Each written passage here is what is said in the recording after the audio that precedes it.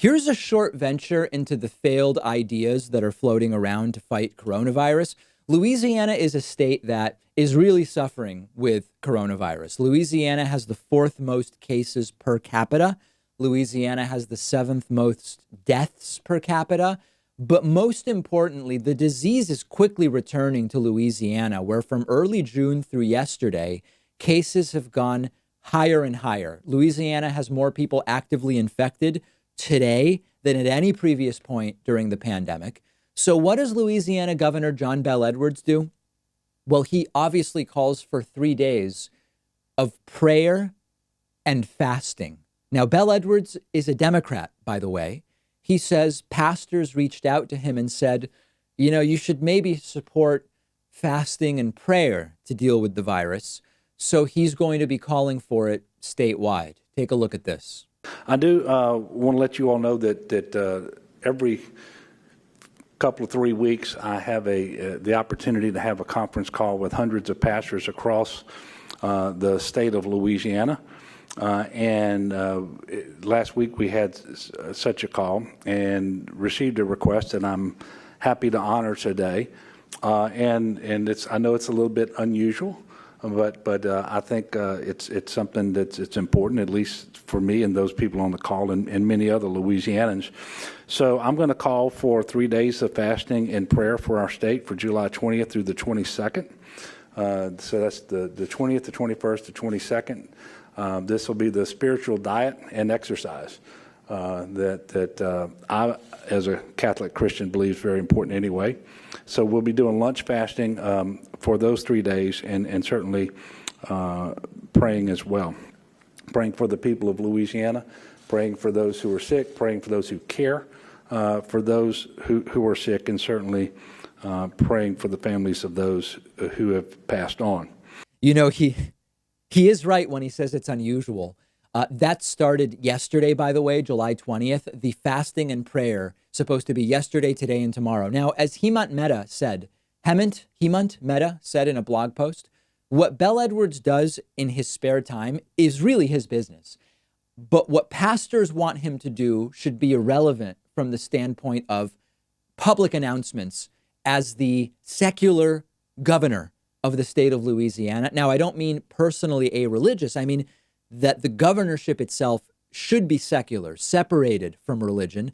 There's no reason to tell people of the state to do a religious ritual to fight a virus. We know what he should be calling for. We know what needs to be done. Everybody should be wearing a mask, which he did say in his defense. No large group gatherings, mostly stay home, certainly no indoor dining. We know what to do. And the mask part he did say. But he's calling for prayer and fasting. And, you know, some people are defending this by saying, he said this is non-denominational, right? Skip lunch and pray regardless of your denomination. What about people who aren't religious? This is still a government actor who is supposed to be separate from the church, establishing a religious act. I mean, prayer is a religious act over non-religion. And it's another example of this, you know, we've tried nothing and we're out of ideas. I mean, he's already going to prayer and fasting, and it's a Democratic governor, not a Republican. This is not about political party for me. Mostly this type of stuff is in the Republican Party, but here's an example of it from the Democratic side.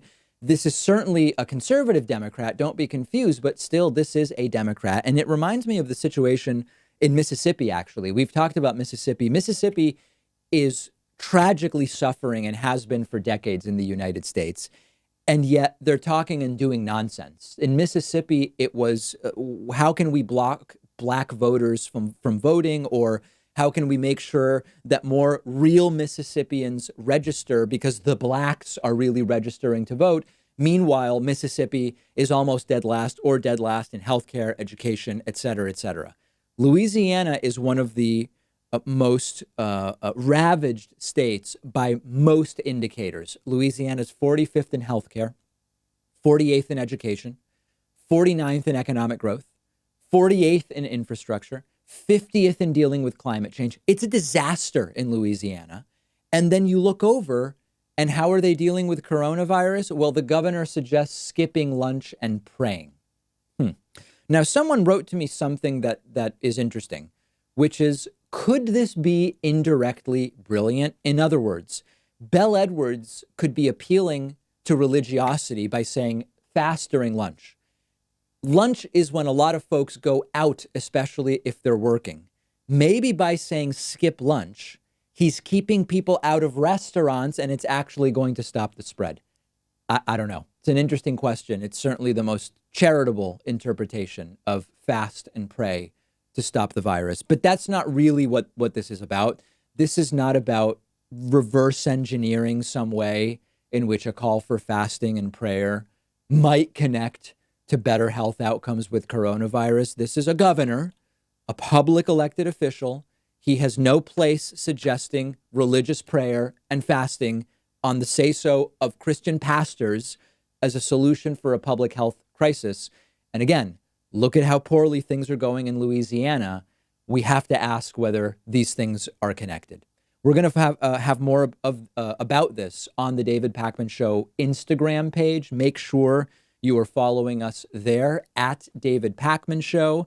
And while you're on your Instagram app, follow me at david.pakman. We'll take a quick break.